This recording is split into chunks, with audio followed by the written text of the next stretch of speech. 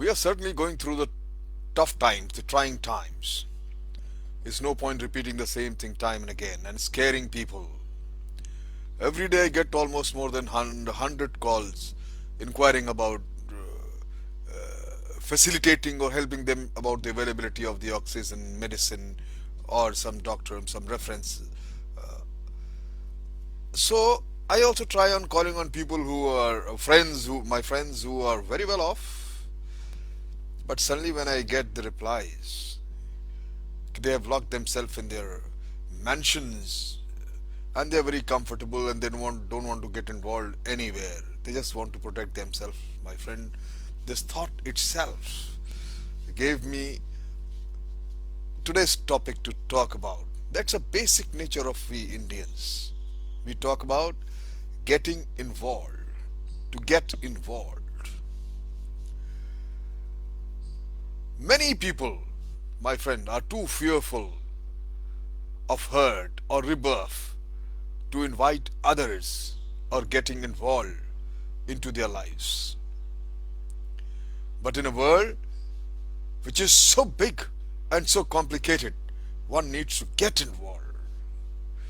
If we are to live ourselves fullest, my friend, we must and we should get involved and make the habit of getting involved. My friend, the moral imperative of imperative to get involved is applicable in the tiniest and the largest of our daily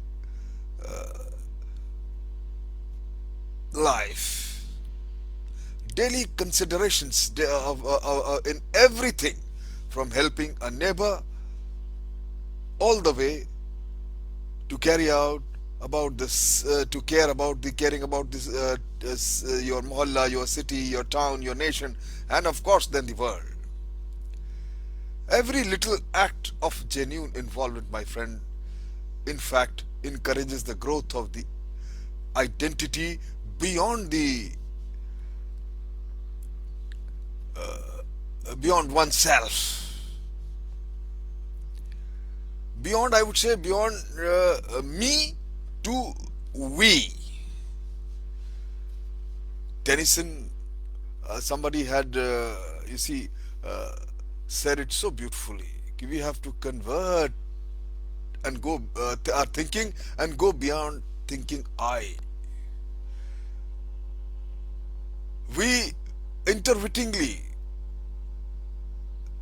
inter intertwiningly tells us that the others selves until the thread of each life is no longer a single strand but a part of the fabric of the humankind.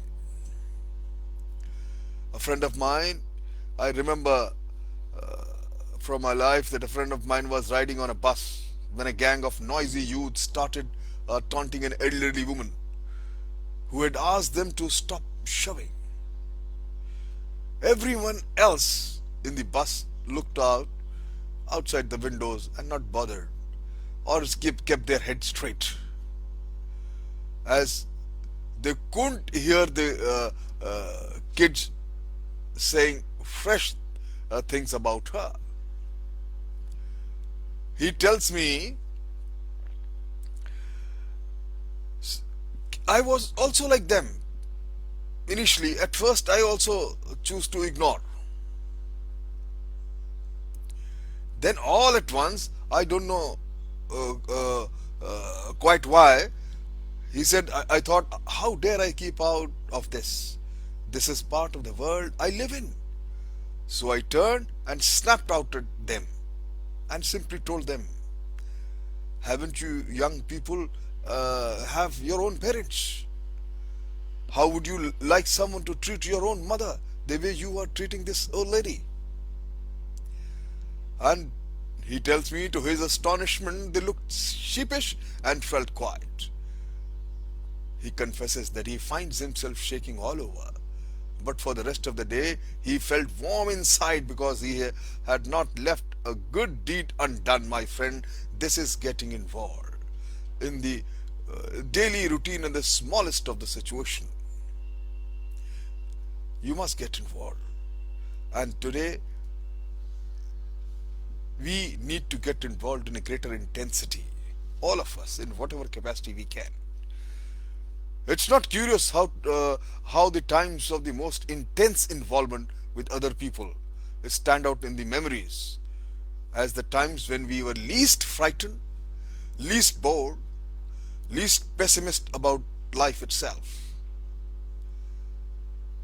I have read a book long back by George Brockman. In his book Humanity and Happiness, he dwells on the strange fact that he was never so happy or so vibrantly alive as during the wretched years of the Nazi occupation of his beloved country, Norway.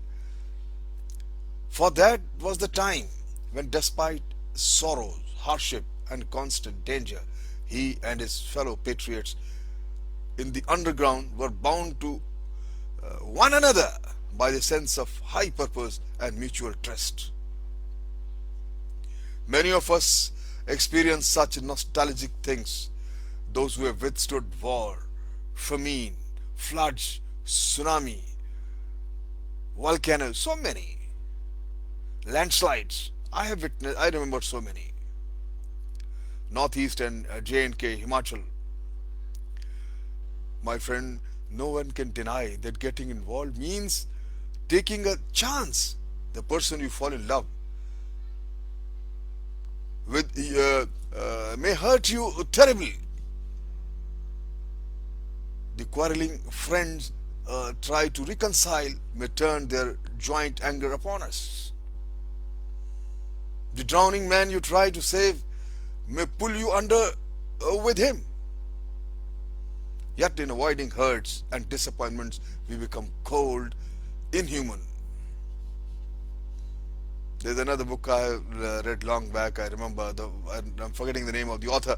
The Four Loves. It says, if you want to make sure of keeping it intact, you must give your heart to no one, not even to an animal.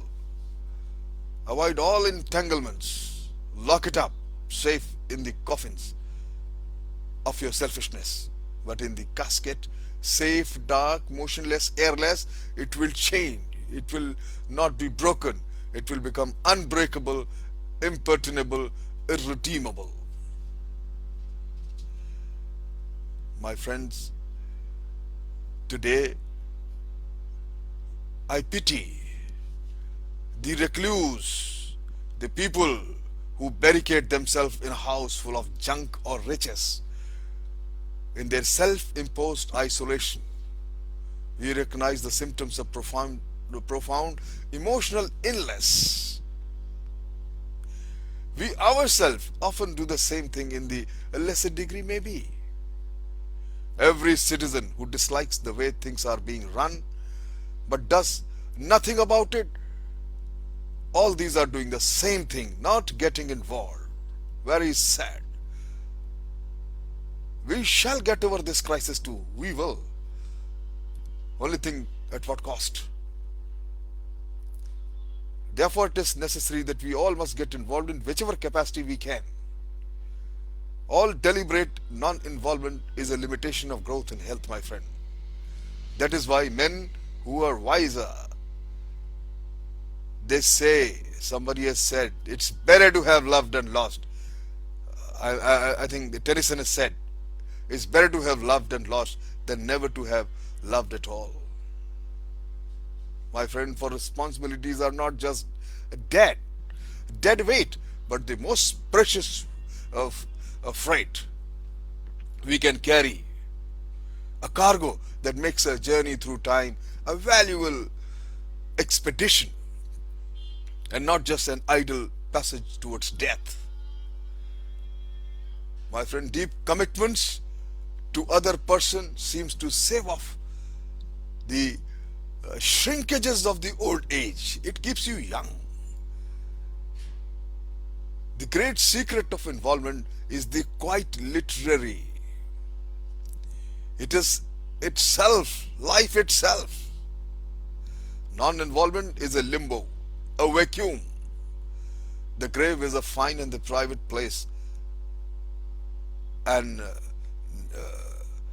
more I think, do more embrace. Living and embracing others are part of each other, while privacy, non involvement, and death go hand in hand. Someone has said it, the I is not a fact, but an act. Now, simple question comes into my mind: how does one go about putting this philosophy into action, getting involved? For myself, I think first of some of the obvious do's and don'ts means don't hurry past people in trouble. Do take a chance on helping strangers.